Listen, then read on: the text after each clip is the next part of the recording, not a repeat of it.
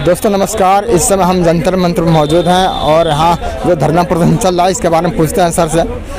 Sir, आप लोग यहाँ धरना प्रदर्शन कर रहे हैं, क्या कारण है? हमारा भारत मुक्ति मोर्चा बहुजन क्रांति मोर्चा के माध्यम से राष्ट्रव्यापी चरण आंदोलन के तहत हम ये कार्यक्रम कर रहे हैं। अच्छा, तो मांगे क्या है आप लोगों की सरकार से? मांगे सरकार से ये है कि जो हमारे लोगों को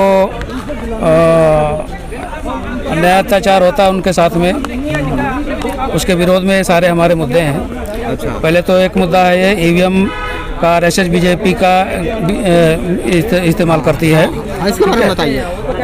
तो ये ईवीएम का जो इस्तेमाल है वो लोग कर रहे हैं, इसलिए निष्पक्ष चुनाव नहीं हो रहा है। अच्छा, लेकिन जैसे कई राज्य, आप दिल्ली को ही देख लीजिए, जब यहाँ पहले चुनाव हुआ था आर्मी का जो मुख्यमंत्री चुन के आए थे, हाँ। तो उस समय तो मतलब फुल बहुमत में आए थे, जो तकरीबन 64-65 सीट लेके आए थे और बीजेपी कांग्रेस थी नहीं।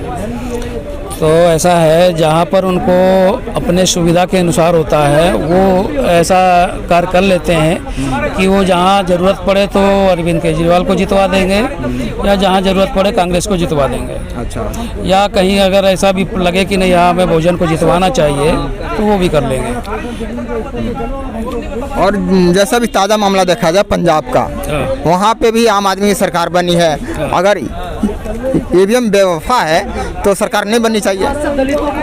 देखिए, ईवीएम बेवफा है, सरकार नहीं बननी चाहिए, सही है बात, मगर ये जहाँ पर इनको लोगों को गुमराह करने का काम है, वो अगर बार बार वो अपने पक्ष में ले जाएंगे तो लोग कहेंगे कि भाई ये तो जो हम लोग आवाज़ उठा रहे हैं भारत मुक्ति मोर्चा वामसेव के द्वारा कि भाई ईवीएम में फ्रॉड है, तो वो लोग साबित हो जाएंगे कि नहीं हाँ ये गलत है, लोगों की नज़र में आ जाएगा कि हाँ ये लोग सही कह रहे हैं। इसलिए वो ऐसा कर रहे हैं कि चाहे वो पंजाब हो या कहीं और हो, तो समय अनुसार वो कार्य करते हैं। अच्छा, एक बात बताइए, जैसे आपके प्रश्न में है वो, जैसे आदिवासी जो है उनको ज़बरदस्ती हिंदू बनाया जा रहा है, इसके बारे में क्या कहना आपका?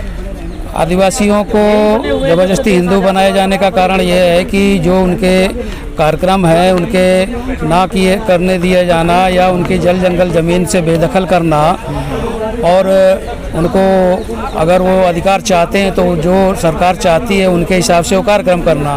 तो कार्यक्रम क्या करना, वो भागवत जी ने कहा, तो भागवत जी के हिसाब से वहाँ पर कार्यक्रम लगाने का काम कर रहे हैं, तो वो हिंदू बनाने का कार्यक्रम ही है।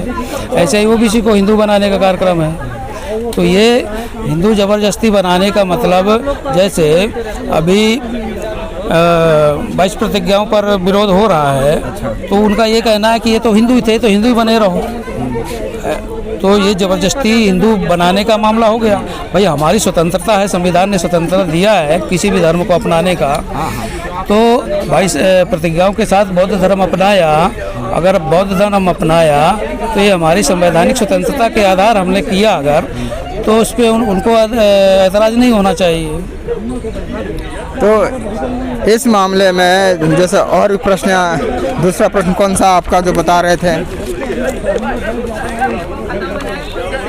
तो ओबीसी की जाति आधारित गिनती न करना है, आरएसएस के द्वारा आदिवासियों को जबरदस्ती हिंदू बनाया जाना है, आरएसएस भाजपा के द्वारा ओबीसी को जोर जबरदस्ती हिंदू बनाने का काम चल रहा है, इसके विरोध में। और बिल्किस बानो को नया कहाँ मिला फ़ोन टैपिंग के विरोध में। हाँ, बिल्किस बानो हमारे राष्ट्रीय अध्यक्ष जी का फ़ोन टैपिंग होता है जो पर्सनल हुआ है, और तो वो कौन कर सकता है? वो तो पेगासस के द्वारा होने का मामला है, तो वो किसके अंडर में है? तो वो फ़ोन टैपिंग जो इस तरह से हो रहा है ये कानूनी तरीके से तो है नहीं, इसके विरोध में भी है। और बिल्किस बानो के बारे में, तो उनके साथ जो अन्याय अत्याचार हुआ उनके साथ में न्याय नहीं मिला ना। और बिल्किस बानो जैसे और बहुत से लोग हैं, महिलाएं हैं, बच्चियां हैं, उनके साथ अन्याय अत्याचार होता है, अभी हाथरस का घटना था और बहुत सारे आए दिन होते रहते हैं। अभी जो राजस्थान का घटना था वो मेघवाल का, इंदर मेघवाल का, तो उन लोगों को, हमारे लोगों को न्याय नहीं मिलता है ना। निर्णय दे देती है सरकार, जो क्या नाम न्यायालय है, निर्णय देती है, हमें न्याय नहीं मिलता है। तो ये जैसे धरना प्रदर्शन है आपका, किसके खिलाफ है? सरकार के खिलाफ है? सरकार के खिलाफ भी है और आरएसएस के खिलाफ भी है। आरएसएस के खिलाफ भी है।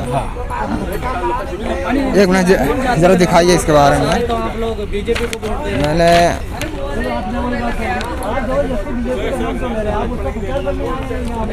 ये जो एक इसमें है जैसे ईवीएम और आरएसएस का, तो इन दोनों में नाता कैसे आ गया? ईवीएम और आरएसएस में नाता, ईवीएम और आरएसएस में नाता इस ऐसे है क्योंकि जो सरकारें हैं वो बीजेपी के जो लोग हैं, जो चाहे मुख्यमंत्री हैं या प्रधानमंत्री हैं, वो आरएसएस से ही निकल कर के आए हुए हैं। अच्छा। और इसमें सर आपको मैं बताऊं, अच्छा महंगाई के बारे में क्या कहना चाहते हैं? महंगाई तो बढ़ाने का कार्यक्रम चल ही रहा है दिन ब दिन, और हमारे जो सैलरीज है, सैलरी को घटाने का काम हो रहा है। हर तरह से महंगाई बढ़ाने का काम है। अभी आपने देखा लॉकडाउन के अंदर हमारे मजदूरों को पैदल चल चल करके भी उनको बिना पानी और खाने के जान गंवानी पड़ी, और ऐसे करके महंगाई इतनी बढ़ा दिया कि हमारे लोगों को गुजारा करना भी मुश्किल हो रहा है। लोग आत्महत्याएं भी कर रहे हैं। इन वो तो नौकरी भी तो दे रहे हैं, अग्निवीर योजना उन्होंने लागू किया है। अग्निवीर योजना से कितने लोगों को लाभ होगा ये तो भविष्य में सामने आ जाएगा। अभी 4 साल का जो करेंगे, 4 साल के बाद वो जवानी में ही रिटायर हो जाएंगे, जवानी में भर्ती होंगे और रिटायर हो जाएंगे। अगर वो 4 साल के अंदर अगर कहीं से शादी करके ले आए तो 5वें साल उसकी बीवी उसको खुद ही लात मार कर चली जाएगी कि बेरोजगार हो गया, और भविष्य में वो उसका क्या परिवार चलेगा, कैसे चलेगा, वो खुद ही अंदाज़ा लगाएगी। तो घर परिवार छोड़ के चली जाएगी कि जहाँ जिसको उसको मिलेगा वहाँ चली जाएगी, ऐसा काम करेगी, तो उनका तो भविष्य बर्बाद हो जाएगा। 4 साल में कितना लाख कमा लेंगे? 20-25 लाख अगर मिल भी गया 4-5 साल में, तो क्या उनका भविष्य संवरने वाला है? ऐसा तो है नहीं है। और उसमें वही लोग, हमारे ही लोग भर्ती होंगे ये भी कोई गारंटी नहीं है, क्योंकि पीछे की एंट्री से जो है सारा चीज़ चलने लग गया है। तो कंपटीशन का दौर भी धीरे धीरे वो समाप्त करने का काम कर रहे हैं। कोई भी कंपटीशन का परीक्षा होने वाला होता है उसके पहले ही वो पेपर लीक हो जाता है। अब तो प्राइवेट भी कर रहे हैं। तो प्राइवेट तो सारा कर ही दिया। प्राइवेटाइजेशन का जब से कार्य चालू है तब से वो प्राइवेटाइजेशन में सारा जा रहा है अब। और